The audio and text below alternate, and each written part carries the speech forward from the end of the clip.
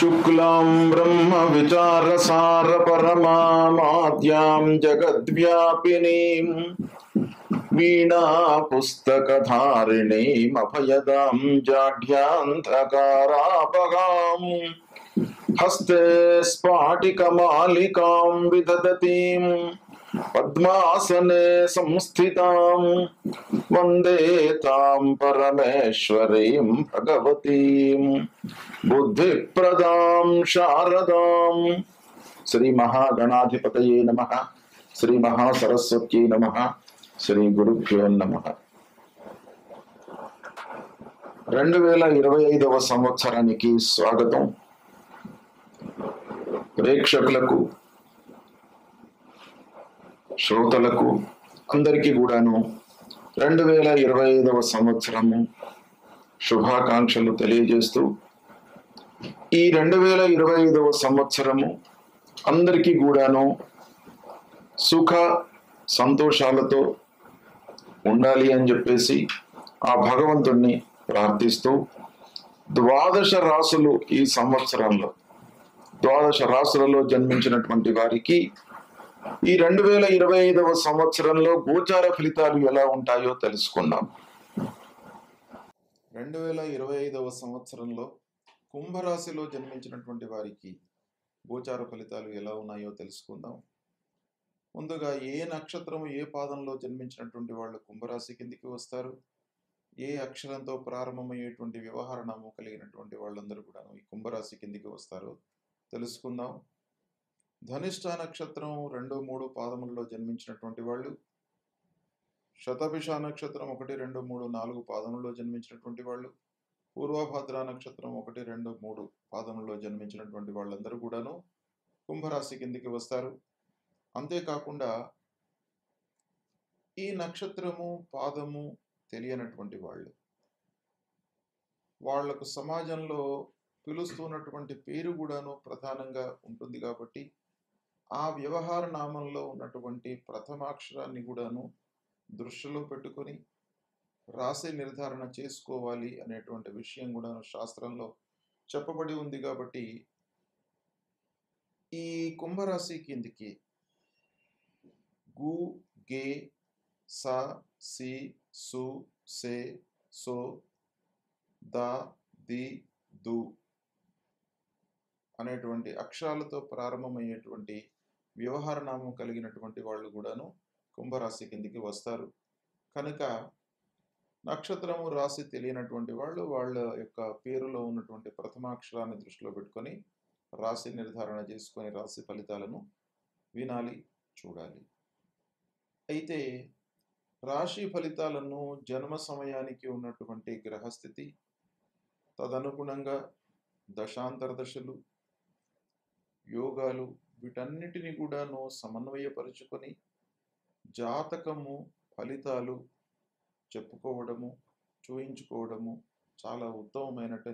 కాబట్టి ఈ రాశి ఫలితాలతో పాటుగా పుట్టిన సమయాన్ని కూడాను క్రోడీకరించి మీరు ఫలితాలు చూసుకోవాలి.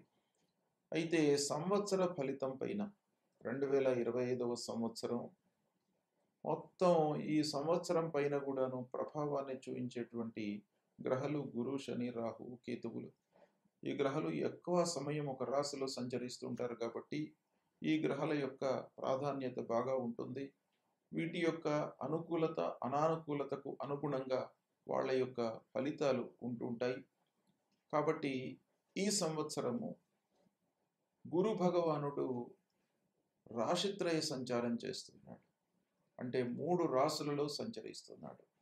వృషభ రాశి, మిథున రాశి, కర్కాటక రాశిలో సంచరిస్తున్నాడు. మళ్ళీ వక్రిస్తున్నాడు, వక్రించి మిథున రాశిలోకి వస్తున్నాడు, మళ్ళీ రుజుమార్గంలో కర్కాటక రాశిలోకి మళ్ళీ వెళుతున్నాడు. ఈ విధంగా 3 రాశులలో ఈ సంచారము జరుగుతుంది ఈ సంవత్సరము. ఇది చాలా అరుదుగా వచ్చేటువంటి అవకాశము. రాశిత్రయ సంచారము ఈ సంవత్సరం ఉంది. అయితే కుంభరాశి వారికి 14 మే వరకు గురు భగవానుడు 4వ స్థానంలో సంచరిస్తున్నాడు. ఈ 4వ స్థానము ప్రతికూలంగా ఉంటుంది. 4వ స్థానంలో గురు సంచరించడం మూలకంగా మనకు కొన్ని ఇబ్బందులు తప్పవు. అర్ధాష్టమ స్థానం, అందున కుంభరాశి వారికి ధనాధిపతి అర్ధాష్టమ స్థానంలో సంచరించడం మూలకంగా రావాల్సినటువంటి డబ్బు సమయానికి రాకపోవడము, తద్వారా ముఖ్యమైనటువంటి పనులను మనము చేసేటువంటి స్థితిలో లేకపోవడము, తదనుగుణంగా ఇంటి వాతావరణము కొంత ఇబ్బందికరంగా ఉంటూ అసౌకర్యము, అశాంతి అనేటువంటిది ప్రజ్వరిల్లేటువంటి అవకాశాలు బాగా ఉంటాయి. అయితే ఈ అర్ధాష్టమ గురు సంచారం మూలకంగా ముఖ్యంగా 14 మే వరకు ఉంది కాబట్టి ఆత్మీయులతో, బంధువులతో కలహాలు, దగ్గరి వాళ్ళు ముఖ్యంగా మనకు ప్రతినిత్యం కూడాను మనతో ఎవరైతే క్లోజ్గా మూవ్ అవుతున్నారు, తిరుగుతున్నారు, వాళ్ళను మీరు కనిపెడుతూ ఉండాలి. వాళ్ళు మిమ్మల్ని మిస్గైడ్ చేసేటువంటి అవకాశాలు ఈ అర్ధాష్టమ స్థానంలో సంచరిస్తున్నటువంటి సమయంలో ఉంటాయి. తద్వారా మనస్పర్ధలకు గురి అవుతారు. భార్యా పిల్లలతో అనవసరమైనటువంటి గ్యాప్ ఏర్పడుతుంది. అనవసరమైనటువంటి వాగ్వివాదాల మూలకంగా దూరం బాగా ఏర్పడుతుంది. పిల్లలు మిమ్మల్ని చూస్తేనే భయపడటము, అనవసరమైనటువంటి చర్చలు, పెద్దల యొక్క సహాయ సహకారాలు అందకపోవడము, ఇలాంటివి మీకు జరిగేటువంటి అవకాశాలు బాగా ఉంటాయి. మీరు ప్రయత్నపూర్వకంగా పనులు చేసినప్పటికీ వాటి లోపల అనుకున్న మేర మీకు ఫలితాలు ఉండకపోవడం అనేటువంటిది ప్రధానంగా ఈ సమయంలో మీకు కనబడుతుంది. అనాలోచిత పెట్టుబడులకు దూరంగా ఉండండి. కొంత విచక్షణ జ్ఞానంతో పెట్టుబడులు పెట్టండి. లాభాలు ఎక్కువగా రాకపోయినప్పటికీ నష్టం రాకుండా మీరు చూసుకోవడం చాలా అవసరం. ఈ సమయం లోపల అనవసరమైనటువంటి విషయాలకు ప్రాధాన్యత ఇస్తూ ముఖ్యమైనటువంటి పనులను మీరు ఓవర్లుక్ చేసేటువంటి అవకాశాలు బాగా ఉన్నాయి. కాబట్టి మీరు కొంత జాగ్రత్తగా ఏది ప్రధానమైనటువంటి అంశం, ఏది అప్రధానమైనటువంటి అంశం, వీటిని సార్ట్అవుట్ చేసుకొని మీరు ముందుకు వెళ్ళినట్టయితే మీకు సత్ఫలితాలు కలుగుతాయి. ఇక మానసిక ఇబ్బందులు ప్రధానంగా ఈ చతుర్థం మనసుకు సంబంధించినటువంటి స్థానం, మాతృస్థానం. కాబట్టి ఈ సమయంలో బృహస్పతి సంచరిస్తున్నటువంటి కాలం లోపల మీకు మానసిక శారీరక ఇబ్బందులు తలెత్తే అవకాశాలు ఉంటాయి. కాబట్టి కొంత జాగ్రత్తలు తీసుకోండి. వ్యాపారస్తులకు క్రయ విక్రయములు బాగానే జరుగుతున్నప్పటికీ ఏదో కారణంతో మనకు నష్టం వాటిల్లే అవకాశాలు బాగా ఉన్నాయి. అంటే మీకు వ్యాపారం జరుగుతుంది, క్రయ విక్రయాలు బాగానే ఉంటాయి, కానీ అనుకున్న మేర లాభాలు ఉండవు.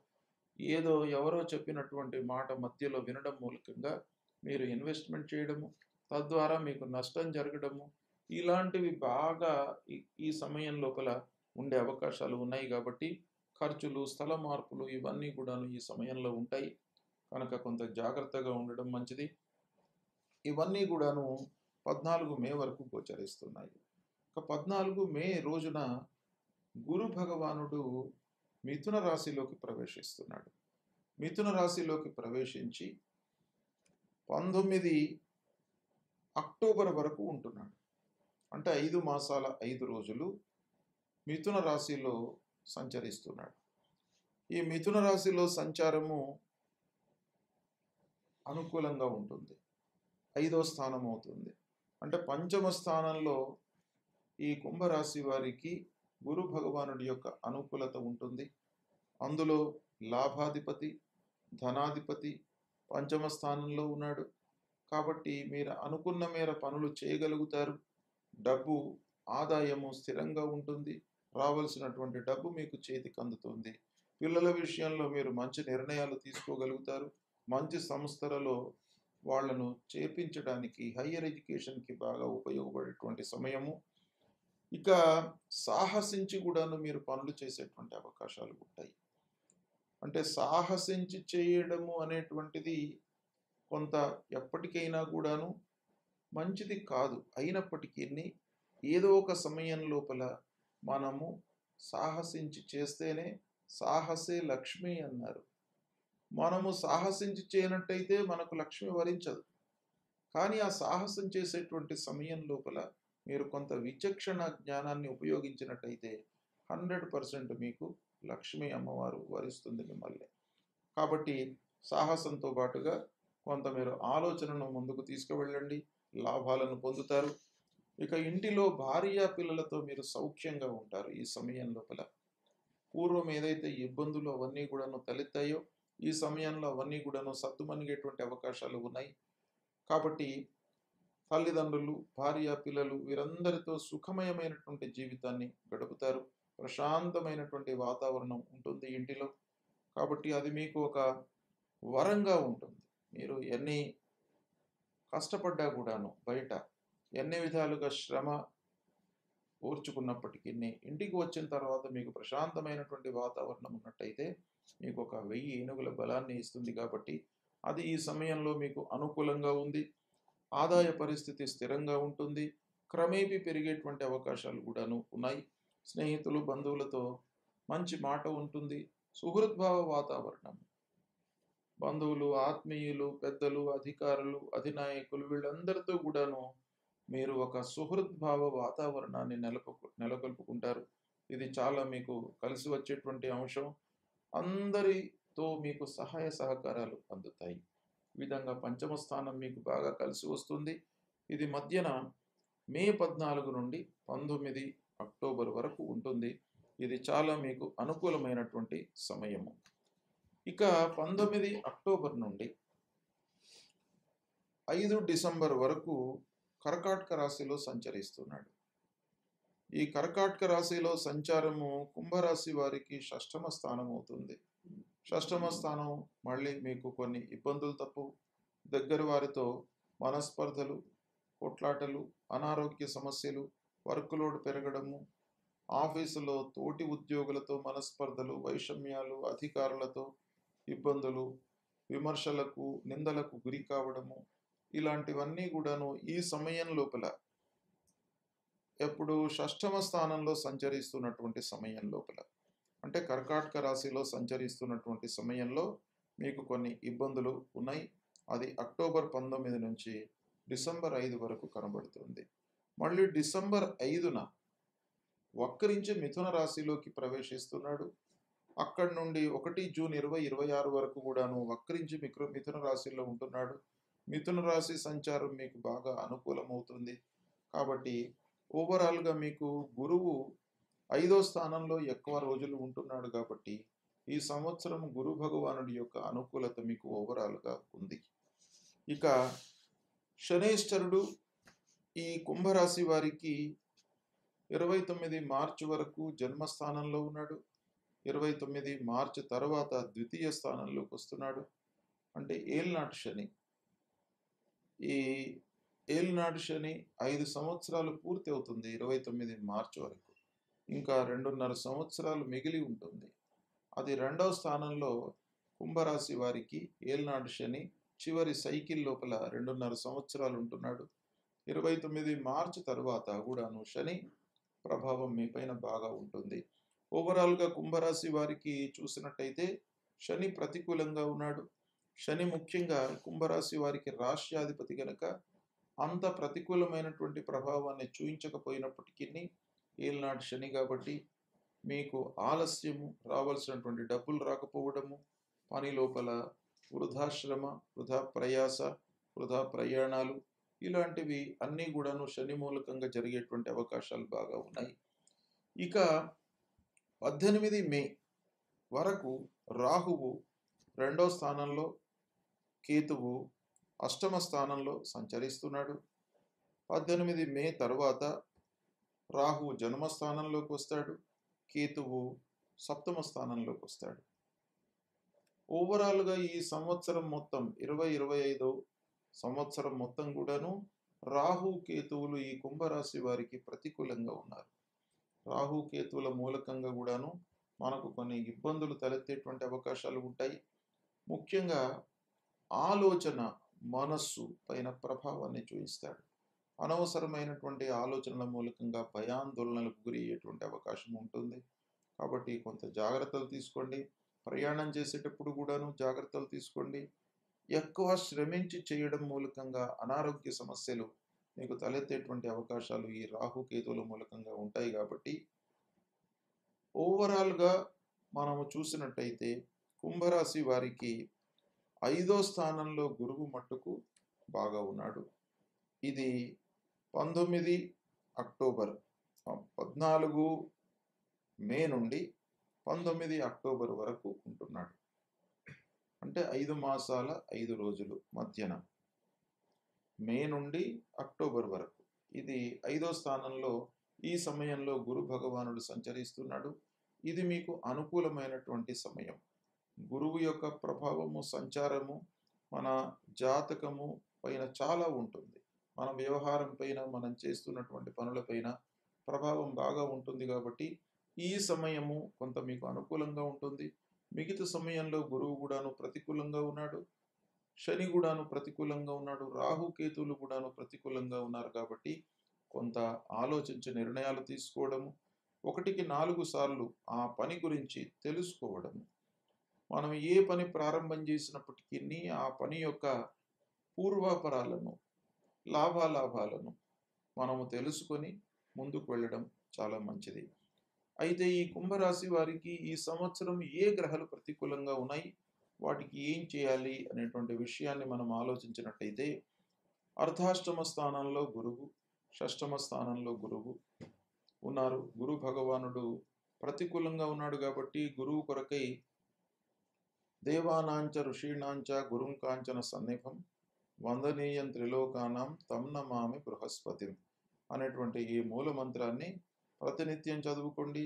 దక్షిణామూర్తి స్తోత్ర పారాయణం చేసుకోండి. తర్వాత దత్తాత్రేయ స్వామిని కొలవండి. ప్రతినిత్యం కూడాను దత్తాత్రేయ స్వామికి మీరు పూజాధికాలు చేసినట్టయితే ఆ స్వామివారి యొక్క అనుగ్రహం లభిస్తుంది. అన్నిటికంటే ముఖ్యమైనటువంటి విషయము, తల్లిదండ్రులను సేవించండి. రోజు నిత్యము లేవగానే తల్లిదండ్రులను దర్శించుకోండి. వాళ్లకు పాదాభివందనం చేయండి. వాళ్ళ ఆరోగ్యం గురించి తెలుసుకోండి. యోగక్షేమాలను తెలుసుకోండి. తద్వారా వాళ్ళ యొక్క అంతర్గతంగా వాళ్ళ యొక్క దీవెనలు మీకు లభిస్తాయి.